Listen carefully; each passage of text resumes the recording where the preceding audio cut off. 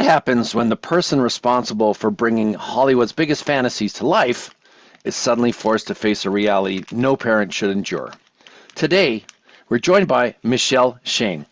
He's the executive producer behind blockbusters like iRobot, Catch Me If You Can, and many other projects. But his most important work isn't happening on a film set, it's happening on the pavement of the Pacific Coast Highway. We're talking about the ultimate pivot from managing movie stars and crews to managing a movement for safety and mentorship. I'm Lance Laforte. This is Talent Thrives Here, where we talk to people managing people. My special guest today is Michel Shane. Michel, welcome to our show. Thanks, Lance. I'm looking forward to talking with you. Great. Lovely having you here. Michel, you spent over 30 years at the helm of massive productions like Catch Me If You Can. In the world of people managing people, how were you able to maintain a culture of excellence when dealing with, I would assume, just from the outside, some massive egos maybe, and so many moving parts of a 100 or $200 million film set? Well, the thing that is most interesting is we're all human.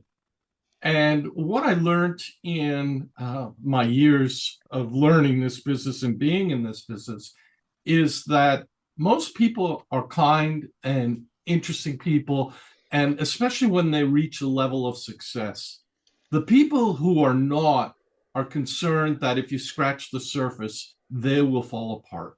Right. So if someone's an asshole to you, excuse the term, Yeah. it's usually because of an issue that they're dealing with and not an issue that you have caused. Right. So that's what's kind of made it all kind of work for me. And then my secret weapon is that I'm a son of a psychiatrist. Ah. So I like to say at the beginning of my life, I spent my life in therapy. Right. Right. Well, and again, probably gave you much more self-awareness because of that, right? Being Right, in that 100%. lens. Yeah. Yeah. 100%. And, most people just want to be liked and Yeah. appreciated. So if you come from that space, you've look, you know what? You got to realize not everyone is going to love you. Right. So if you take that off the table, you can figure out how to make it work. And it's a business, and everyone's being paid to be there. So you have to remind people, look, we're friends, but hey, we got to make sure we deliver what we promise. Right. Right. Fair enough. Fair enough. Great. Okay. I want to do a bit of a pivot here. I know that in my research in 2010, your life changed forever with the loss of your daughter Emily. Many people in your position would have stepped away from the world entirely. What was the moment you realized that your skills as a producer and an entrepreneur, gathering resources, telling stories, these became probably, I'm guessing, the very tools for you to process your grief potentially and create your film 21 Miles in Malibu?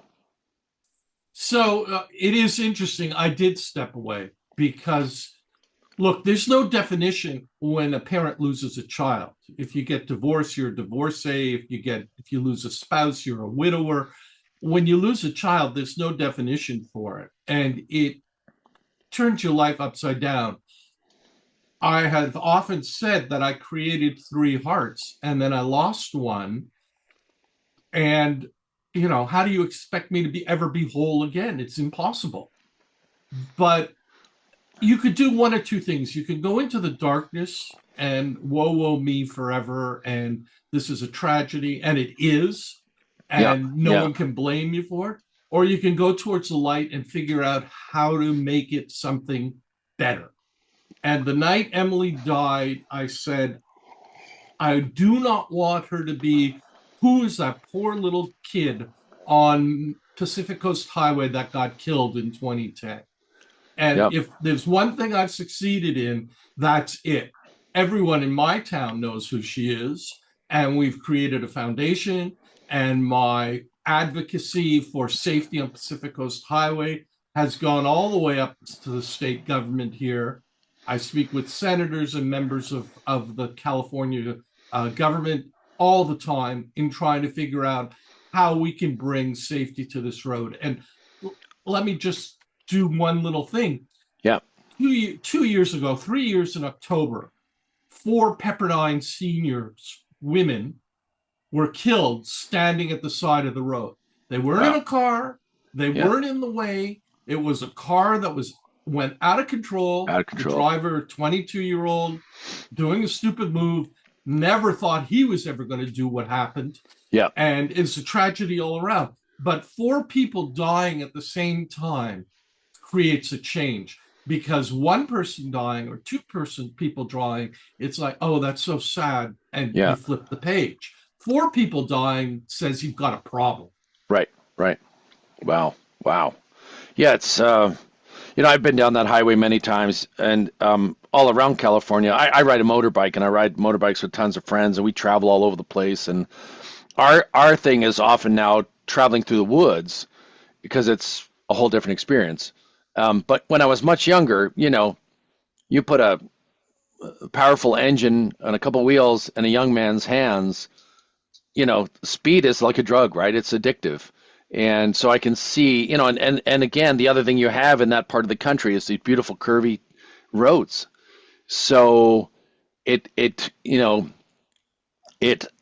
feels like to some of those people it should be a racetrack, but it is clearly the wrong environment to be racing in. But young, anybody with that much power, it's I don't need to tell you, you've been through this, right? It is. You're 100% right. And the reasoning behind it all, I've spent the last 15 years in this world. Yeah. And quite honestly, and we've all been there, and Yep. probably me, maybe much more than a lot of other people, speeding, especially being from Montreal. The first beautiful sunny day, you either put the roof down or you turn the windows off, you turn up the radio, and you're off, and it's gorgeous and you feel fantastic. But it's because when you're young, you're not thinking from all the resources in your brain. Your connections aren't there. I mean, your brain isn't fully functional till you're 26. Right. And the way I like to kid about that is that if only I had known that when I was a stupid 16, 17-year-old, it would have been my number one excuse for not getting in trouble. Well, how do you expect me to react? My brain's not fully developed. You're dealing from the emotional center rather than the thinking center. Right. Yeah. A bunch of my friends, we had a thing where when we were young, we would ride on back roads away from cities, way out in the sticks, because the roads actually between Montreal and Toronto, but north. And my joke was always they couldn't afford dynamite, so rather than cut through a hill, they went around it or over it, and so the roads were, like this. But eventually, our little group of motorcycle riders, there's probably 25, 30 of us, we realized we are going to run out of skill and luck eventually, and someone's going to get hurt. So we started to go to race schools and spend money on race training, and our mentality for many years was take it to the track, take it to the track, take it to the track. And so there's a time and a place for that speed. And if you, I don't know if you've ever been walking a racetrack, because part of the training on the race is a training school, is we take our leathers off because it's too hot in the sun, and we walk the track. We walk the whole track. So you can see the curves, you can see increasing and decreasing radiuses and hills, and where you would want to be at any, because there's a sweet spot on every curve for a motorcycle and also for a car. But and while we were walking the track, one of the instructors would roar by us on his bike to show where you go to the outside or the inside. But it was, I remember walking the track, and I was probably 29 or 30 years old, thinking, oh my God, I wish I'd grown up on this, because this is where we should be doing this. And it all made sense. And if you crash in a corner, you go off into a gravel field. You don't hit a light post and there's no objects, because there's these runoff zones. Like, it's made for high speed and it's made for accidents to not hurt anybody. But it just seemed like nobody, unless they're exposed to it, they don't know. They really don't know, right? And walking the track, it was like, aha, they sort of like, why are we even doing this on a back road? This is stupid. The logic, all of a sudden, and I was over 26, so I challenged your number. I started to realize, aha, there's a time and a place for this kind of activity, and this is the time right here, and this is the place. And after that on the road, if any of us started to get a little hot on a back road, we'd all go, oh, back it off, buddy. Like, not the right Yeah. time, not the right place. So we evolved as a group, and even some of the guys became amateur racers, very quick guys, got into they got the bug and they started racing. I would just go for training school 2 or 3 times a year because it was social, it was fun, and it was an amazing event. And friends of mine race cars. It's the same thing. Like it's like a fraternity almost, right? You have a group of folks that love this activity and they talk about it in shop talking. But again, it's going back to what we're talking about with Malibu. It's like that is the wrong piece of road to be doing what these folks are doing on it. They don't understand the liability. They don't even, and they haven't factored they think nothing will go wrong. Oh, I'm just going to have some fun, right? And if you go on YouTube, there's a million recordings of all sorts of near misses and misses. And, it's its own little ecosystem of,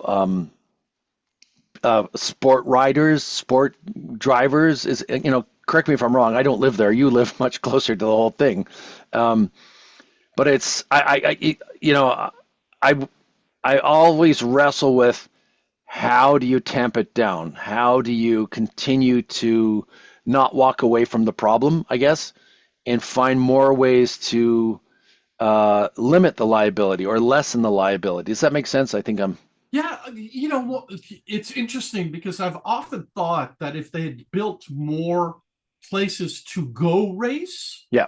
tracks and whatnot, whether it be bike or car or whatever, Yeah. that maybe the default wouldn't be oh wow, open road, let me go for it. Yeah. I'm in a Porsche, I'm in a whatever, Yeah. and let's see what this baby can do. Yeah. And shit happens, unfortunately. Right. Yeah. And it takes a second for things to go wrong. Yeah. And a lifetime can be destroyed or you can Yeah. be injured or whatever. But in the moment, you're not thinking about that. You're thinking like, oh, yeah, let's go. And Yeah. I'm as guilty as everyone else, but you Right. have to kind of think past that. And that's where the track and all that allows you to do that. And in essence, get a respect for it. And Yeah. the other thing that is a thing that really gets me is how simple it is to get a driver's license Yeah. to Yeah. drive a car, Yeah. which will, a 4,000-pound vehicle or kilograms, whatever. Yep. Yeah. In Yeah. Canada, I forget the measurement. But, No worries. there should be different types of rules. Yeah. And more than graded license, but try to get a license in Germany. It takes you 2 years. Yeah, yeah, and in the UK they have at least for motorcycles they have a graduated system where I think it's 33 horsepower is the first motorcycle you're allowed to have, right? And then you have to have that I think for 2 years before they'll allow you to a more powerful bike. So, a lot of people start on a scooter or some very small displacement motorcycle for that reason. Canada also has a graduated system, but sadly, it's not so much about the power. It's more this you can only ride during the day and not on a highway and no passengers and zero blood alcohol, but you could still buy like a 150 horsepower motorcycle. However, where it gets limited in Canada is the insurance companies. When they see a young person getting a very powerful bike, it could cost you $10,000 a year in insurance, which means only the wealthy can afford to have really powerful, So, I always joke. That's a good deterrent. Well, I always joke it's a great time to be an oligarch. You know what I mean? Because you can get whatever you want. But anyways, that's how they've limited it. The liability in insurance companies in Canada, and Montreal is worse than Ontario. Oh yeah, for sure. Yeah, so it's almost cost prohibitive for some folks. So what we see is a lot of young people starting on a tiny scooter because the Vespa. Yeah, the insurance actuarials go, oh, that's a tiny little thing. How much trouble could they get in, right?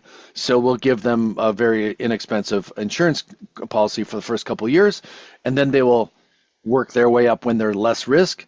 Anyways, but yeah, I agree with you. On cars, it's the exact same thing. Like you put a young person behind a car with 3 or 4 or 500 horsepower, all they're going to do is spin the back end out.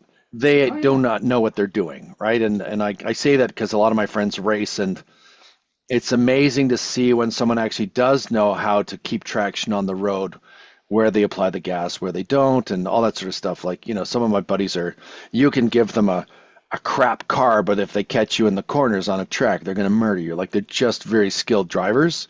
Right. You can beat them on the straightaways, but in the corners, they know exactly where their edge of traction is, and so on and so on. But anyways, I'm going to pivot back. I apologize if I've gone down a rabbit hole. I wanted to touch on, you created the Emily Shane Foundation and an SEA program, which is Successful Educational Achievements. You work with middle schoolers who are falling through the cracks. And I remember reading, you have a core requirement. They must pass it forward with good deeds. And why, Michelle, was that sort of very special social contract so important to the way you manage and mentor these young people? So Ellen and I, my wife Ellen and I, and it was actually her who started it. She was trying to deal with the grief of losing a child, and a man will never understand the experience a woman feels in this scenario, because you have to remember, a woman gave birth to the child. It came out of her body. So there's a bond there that men will never have. Doesn't matter if you love your child more than anything. So she befriended a middle school teacher who had 40 years of experience and created this program.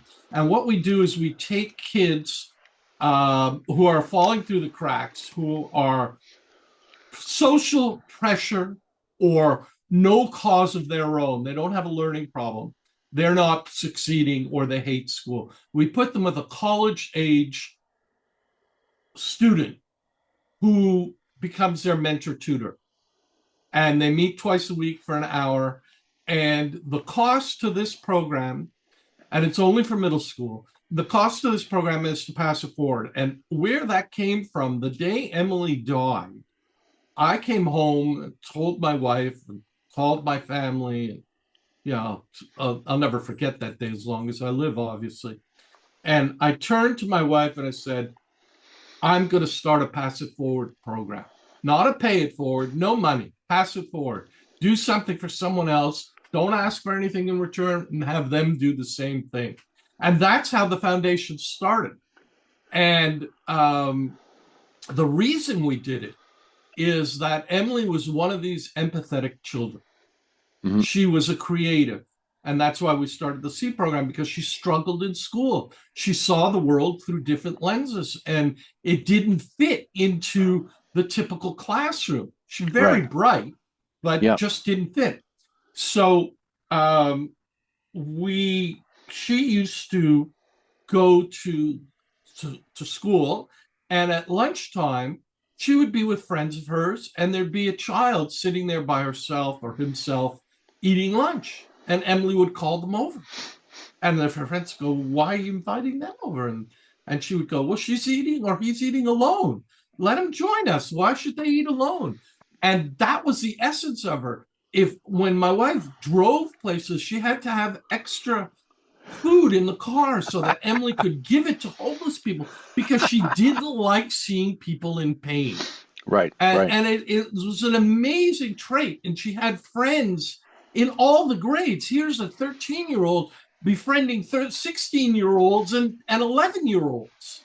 Yeah. So it was, and a girl. So they were all cliquey at that age. Right. So it Right. was very interesting. We learned a lot about her Yeah. in losing her. Yeah. Wow. Fantastic. Fantastic. Well, Michelle, I'm humbled.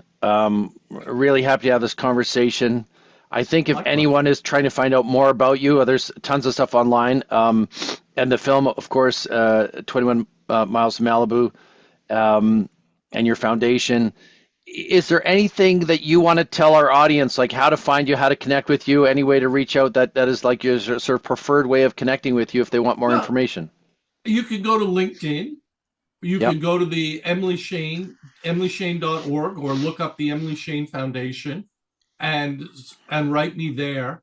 And I'll throw you in the chat here. I'll put a link to the film. because Okay, right great. now it's on VOD, Yeah, and you can rent it and see it. And it's quite a dynamic film. It's won 15 awards so far. yeah, And it tells you the history of Malibu while at the same time looking at two lives, one of them my own. And ours was not an accident because the guy aimed the car at her. The other one is an accident. And then kind of saying, look at this road. It's been like this for 50 years and no one's done anything about it. yeah, yeah. And that, along with the death of the Pepperdine students, has created this movement to finally turn PCH into a safe road. Yeah, amazing, amazing.